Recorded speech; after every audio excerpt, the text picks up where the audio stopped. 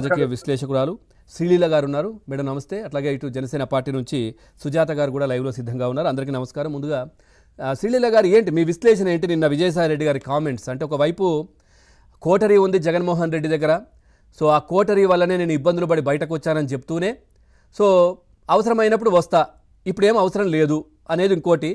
ఇంకోవైపు పవన్ కళ్యాణ్ గారు కావచ్చు, చంద్రబాబు నాయుడు గారితో వ్యక్తిగత వైరం లేదు, నేను ఎప్పుడు ఏమనలేదు. ఎట్లా చూస్తారు ఈ కామెంట్స్ అన్నీ కూడా? ముందుగా ఏబిఎన్ ఆంధ్రజ్యోతి ప్రేక్షకులకి, పవన్ గారు మీకు, తోటి ప్యానెల్ సభ్యులకి గుడ్ ఆఫ్టర్నూన్ అండి. నమస్తే. ఇక్కడ విజయసాయి రెడ్డి గారి మాటలు వింటుంటే మీరు అన్నట్లుగా యూటర్న్ తీసుకున్నాను అంటే వాళ్ళు ఎప్పుడు కూడా మాట తప్పం మడం తిప్పం అంటారు కదండి. అదే మళ్ళీ ఇంకొకసారి మాట తప్పాం మడం తిప్పాం. అసలు రాజకీయాలు నేను ఉండను, రాజకీయ సన్యాసం తీసుకుంటున్నాను, నేను వ్యవసాయం చేసుకుంటున్నానని చెప్పిన వ్యక్తి మరి ఈయన మద్యం కుంభకోణంలో అప్రూవర్గా మారాను అని చెప్తూ ఎవరికి మారాడు అప్రూవర్గా? జగన్మోహన్ రెడ్డి గారికా లేకపోతే ప్రజలకా?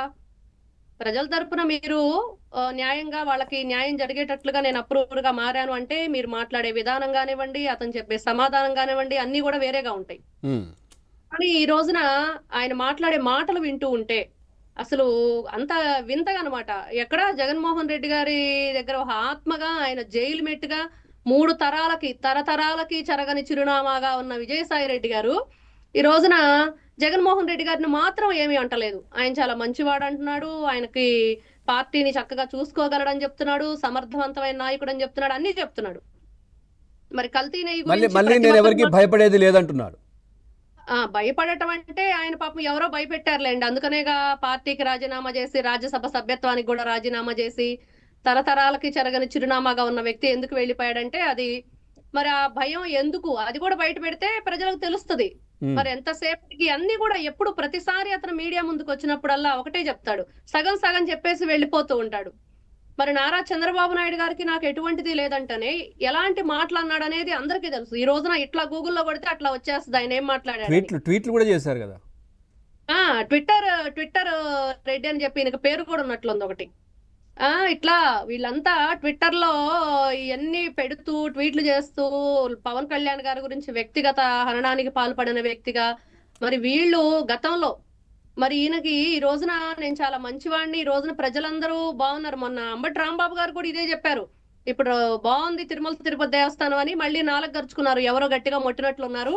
మళ్ళీ అబ్బాయి నేను అలా చెప్పలేదని మళ్ళీ ఏదో సంజాయిషి చెప్పుకోబోయారు. ఈ రోజున విజయసాయి రెడ్డి గారి మాటలు వింటుంటే కూడా అలానే ఉంది. ఈ రోజున నేను రావటానికి అవసరం లేదంటే చాలా చక్కగా పరిపాలన జరుగుతుంది ఆంధ్ర రాష్ట్రంలో, చాలా ప్రజలందరూ కూడా సంతోషంగా ఉన్నారు, అభివృద్ధి బాగుంది, పిల్లల భవిష్యత్తు బాగుంది, అమరావతి నిర్మాణం జరగబోతుంది, ఆంధ్రప్రదేశ్ రాజధాని రాబోతుంది, అన్ని బాగున్నాయి. కానీ ఈ రోజున ఈయన చాలా అంటే వింతగా ఉంటుందండి ఒక్కోసారి వీళ్ళ మాటలు వింటూ ఉంటే. ఆ మధ్య ఎప్పుడో మద్యం కుంభకోణం గురించి ఎప్పుడు వస్తాడు బయటికి, అందరి గురించి ఎప్పుడు మాట్లాడతాడని ప్రతిసారి మనం ఎదురు చూసినప్పుడల్లా ఒక భగవద్గీతలో శ్లోకం ఒకటి ట్వీట్ చేసిన తర్వాత మళ్ళీ ఇప్పుడే ఆయన మీడియా ముందుకు రావటం. అదే అంటున్నాను, 1 year అవుతుంది దాదాపుగా.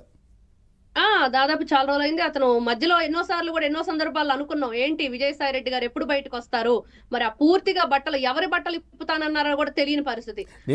ఉదయం కూడా మేము మాట్లాడుకున్నాం చర్చలో ఆయన గురించి, ఆ తర్వాత రాత్రికి సాయంత్రం ఈ ప్రెస్ మీట్. అవును, అంటే ఇక్కడ విజయసాయి రెడ్డి గారు చాలా వింతగా విచిత్రంగా మాట్లాడుతున్నారు. అంటే ఆయన అంటున్నారండి, ఏంటి నన్ను ఓన్లీ శ్రీకాకుళం ఉత్తరాంధ్రకే పరిమితం చేస్తున్నారు, కడప తప్పించి ఆంధ్ర రాష్ట్రం అంతా కూడా నేను అధికారంలో ఉన్నప్పుడు మరి అన్ని విధాలుగా నేను పనిచేస్తున్న వ్యక్తి, నేను నాకు మంచి అవగాహన ఉందని చెప్తున్నారు. అంటే నాకు ఎలా అనిపించిందంటే ఆయన మాటలు విన్నప్పుడు, ఓహో నేను దోచుకుంది ఉత్తరాంధ్ర ఒకటే కాదు, మిగతా అన్ని ప్రాంతాలు కూడా, ఒక కడపని జగన్మోహన్ రెడ్డి గారికి వదిలేశాను 11 ఎమ్మెల్యే గారికి, మిగతా అన్ని చోట్ల కూడా మరి అన్నిట్లో కూడా నేను ఉన్నాను, అన్ని స్కీముల్లో అన్నట్లుగా ఉంది. ఖచ్చితంగా అదే అర్థమవుతుంది ప్రతి ఒక్కరికి కూడా. ఆయన ఉత్తరాంధ్రలో షాడో సీఎం గా ఉండి ఏం చేశారు, మరి ఎప్పుడూ కూడా లేంది మరి అప్రూవర్ గా ఎందుకు మారానని చెప్పి చెప్తున్నారు. కోటరీ మీద కోపంతోనే ఈయన అప్రూవర్ గా మారారా, కోటరీ మీద కోపంతోనే ఈయన పార్టీ నుంచి వెళ్ళిపోయారా, కోటరీ మీద కోపంతోనే అటు పార్టీకి రాజ్యసభ సభ్యత్వానికి రాజీనామా చేశారా? ఎవరిని భయపట్టే ఉద్దేశం ఇది? అంటే ఎవరికి నన్ను ఒకవేళ ఇబ్బంది పెడితే నేను అంతా చెప్పేస్తాను, ఇప్పటికే సగం చెప్పేశాను అనే విధంగా ప్రవర్తిస్తున్నారు కదా. ఎవరిని భయపెడుతున్నారు? ఈయన ఎవరిని భయపెడుతున్నారు? ఎవరు ఈయనని భయపెడుతున్నారు? ఈయనైతే జగన్మోహన్ రెడ్డి గారినే భయపడుతున్నారండి. ఎందుకో చెప్పమంటారా? జగన్మోహన్ రెడ్డి గారి గురించి చెప్పనని చెప్తూనే మళ్ళా వాళ్ళని భయపెట్టి ఈయన ఎవరు భయపెడతారండి? ఈయన జైలు మేట్ కదా జగన్మోహన్ రెడ్డి గారికి. వాళ్ళకి 3 తరాల నుంచి వాళ్ళతో ఉన్న వ్యక్తి, ఆయనకి జైలు మేట్ గా ఉన్న వ్యక్తి, షాడో సీఎం గా ఉన్నాడు. జగన్మోహన్ రెడ్డి గారి ఆత్మ మరి ఇన్ని రకాలుగా ఆయనతో మమేకమై ఉన్న రైట్, వ్యక్తి. ఓకే. ఈ రోజున ఆయనకి భయం ఏంటి? ఆయన మాత్రం భయపెట్టే వ్యక్తే గాని భయపడే వ్యక్తి కాదు. రైట్ మధ్య మేడం, మధ్యలో రైట్. అంటున్నాడు అంటే మరి ఏదో నేను భయపడుతున్నట్టు నటిస్తున్నాడు అనిపిస్తుంది తప్పించి ఎక్కడా కూడా అక్కడ పార్టీకి గాని జగన్మోహన్ రెడ్డి గారికి గాని ఆయన ఎక్కడా కూడా నొప్పి తగలకుండా వాళ్ళకి ఎటువంటి ఇబ్బంది లేకుండా ఇప్పటికి కూడా కాపాడుతున్నాడు అనేది మాత్రం కనిపిస్తుంది. రైట్. రఫీ గారు నమస్కారం. ఏమనిపిస్తోంది నా నమస్కారం. కామెంట్స్ ఏంటి? నేను ఎవరిని కూడా ఇప్పటివరకు ఏమనలేదు,